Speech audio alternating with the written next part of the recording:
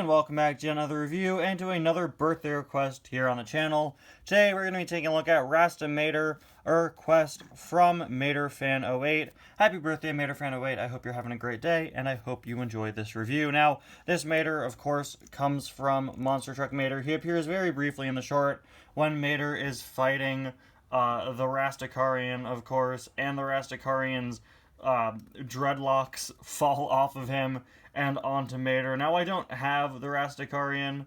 I also don't have a regular Tormentor, but I do have this guy, of course. Now, the regular Tormentor is, I believe, a bit bigger than this guy. In the short, you see Mater sort of get bigger and bigger as it goes on. I'm pretty sure the final release of him is a bit larger. This is from before Mater is really big. At the very least, it does have bigger wheels. I'm actually looking at an image of it off screen right now, but I really like that they do show his sort of size progression throughout the short. It's a shame we never got the Mater when he first starts off wrestling, so you could have him in sort of all stages. You know, I mean, Monster Truck Mater was definitely one of the more heavily marketed shorts when it comes to diecasts.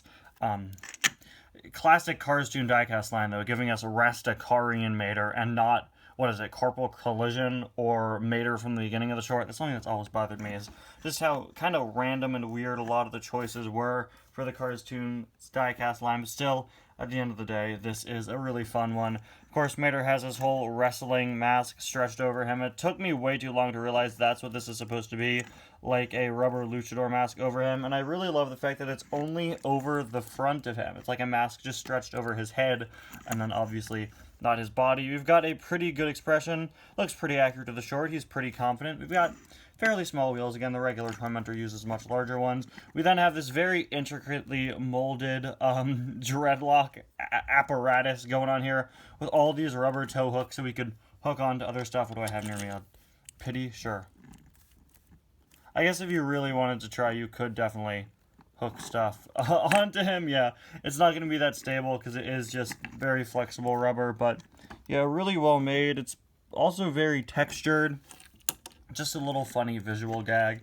I mean, this is one of those cars where out of context it makes absolutely no sense. Okay, it's a tow truck, and he's a wrestler, and he has tow hook dreadlocks. What's the deal? You've got the Tormentor logo on the side there. Obviously, this whole part isn't removable. It is plugged into the mold, and it looks like mine might be attempting to pop out. So let's just tuck that back in there. Speaking of tucked in, it looks like some of the tow cables are caught in him there. On the back, we've got his classic A113 license plate. I assume he's missing the hazard stripes, right? No, I guess not, actually. In the short, Mater is not painted this color. In the short, Mater is his usual rusty self. So I guess this is a new paint job he got here. That's why the hazard stripes aren't on the back. There's a look at the other side. And finally, there's a look at the base. Obviously, like all the Cars Monster trucks, he's got quite the range of movement. Anyway, guys, thank you so much for watching. Thank you once again to MaterFan08 for the request.